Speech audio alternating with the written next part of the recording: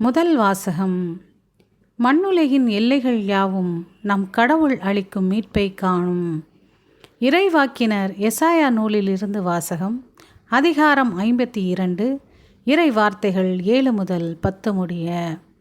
நற்செய்தி அறிவிக்கவும், நல்வாழ்வை பலப்படுத்தவும், நலம் தரும் செய்தியை உரைக்கவும், விடுதலையை பறைசாற்றவும், சீயோனை நோக்கி உன் கடவுள் அரசாளுகிறார் என்று கூறவும், வருவோனின் பாதங்கள் மலைமேல் எத்துணை அழகாயிருக்கின்றன. இதோ சாம காவலர் குரல் எழுப்புகின்றனர். அவர்கள் அக்களித்து ஒருங்கே ஆரவாரம் செய்கின்றனர். ஆண்டவர் சீயோனுக்கு திரும்பி வருவதை அவர்கள் தம் கண்களாலேயே காண்பர். எருசலேமின் பால் இடங்களே, ஒருங்கே ஆர்ப்பரித்து பாடுங்கள். ஆண்டவர் தம் மக்களுக்கு ஆறுதல் அளித்துள்ளார். எருசலேமுக்கு மீட்பு வழங்கியுள்ளார். பிற இனத்தார் அனைவரின் கண்களும் காண ஆண்டவர் தம் தூய புயத்தினை திறந்து காட்டியுள்ளார். மண்ணுலகின் எல்லைகள் யாவும் நம் கடவுளுக்கு அளிக்கும் மீட்பை காணும். இது ஆண்டவரின் அருள்வாக்கு. இறைவா, உமக்கு நன்றி. பதிலுரை பாடல். திருப்பாடல் 117. பல்லவி. உலகெங்கும் சென்று படைப்பிற்கெல்லாம் நற்செய்தியை பறைசாற்றுங்கள். பிற இனத்தாரே, நீங்கள் அனைவரும் ஆண்டவரை போற்றுங்கள். மக்களினத்தாரே, நீங்கள் அனைவரும் அவரை புகழுங்கள். பல்லவி. உலகெங்கும் சென்று படைப்பிற்கெல்லாம் நற்செய்தியை பறைசாற்றுங்கள். ஏனெனில் ஆண்டவர் நமக்கு காட்டும் மாறாத அன்பு மிக பெரியது.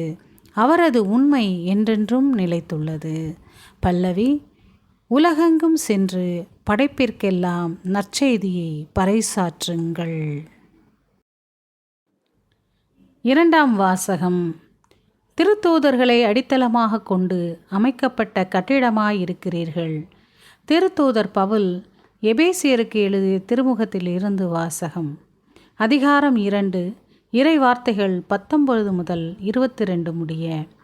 சகோதரர் சகோதரிகளே, இனி நீங்கள் அந்நியர் அல்ல, வேற்று நாட்டினரும் அல்ல, இறை மக்கள் சமுதாயத்தின் உடன் குடிமக்கள், கடவுளின் குடும்பத்தை சேர்ந்தவர்கள், திருத்தூதர்கள், இறைவாக்கினர்கள் ஆகியோர்களை அடித்தளமாகவும் கிறிஸ்து இயேசுவை மூளைக்கல்லாகவும் கொண்டு அமைக்கப்பட்ட கட்டிடமாயிருக்கிறீர்கள். கிறிஸ்துவின் உறவில் கட்டிடம் முழுவதும் இசைவாக பொருந்தி ஆண்டவருக்கென்று தூய கோவிலாக வளர்ச்சி பெறுகிறது. நீங்களும் அவரோடு இணைந்து தூய ஆவி வழியாக கடவுளின் உறைவிடமாக கட்டப்பட்டு வருகிறீர்கள். இது ஆண்டவரின் அருள்வாக்கு. இறைவா, உமக்கு நன்றி. நற்செய்தி வாசகம். நீரே என் ஆண்டவர், நீரே என் கடவுள். யோவான் எழுதிய தூய நற்செய்தியிலிருந்து வாசகம். அதிகாரம் 20, இறை வார்த்தைகள் 24 முதல் 29 முடிய. பன்னிருவருள் ஒருவரான திதிம் என்னும் தோமா இயேசு வந்தபோது அவர்களோடு இல்லை. மற்ற சீடர்கள் அவரிடம், ஆண்டவரை கண்டோம் என்றார்கள். தோமா அவர்களிடம், அவருடைய கைகளில் ஆணிகளால் ஏற்பட்ட தழும்பை பார்த்து, அதில் என் விரலை விட்டு அவர் விழாவில் என் கையை இட்டாலன்றி நான் நம்ப மாட்டேன் என்றார். 8 நாள்களுக்கு பின் அவர்களுடைய சீடர்கள் மீண்டும் உள்ளே கூடியிருந்தார்கள். அன்று தோமாவும் அவர்களோடு இருந்தார். கதவுகள் பூட்டப்பட்டிருந்தும் இயேசு உள்ளே வந்து அவர்கள் நடுவில் நின்று, உங்களுக்கு அமைதி உரித்தாகுக என்று வாழ்த்தினார்.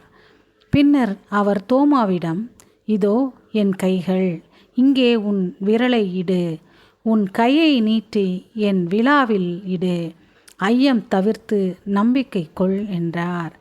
தோமா அவரை பார்த்து, நீரே என் ஆண்டவர், நீரே என் கடவுள் என்றார்.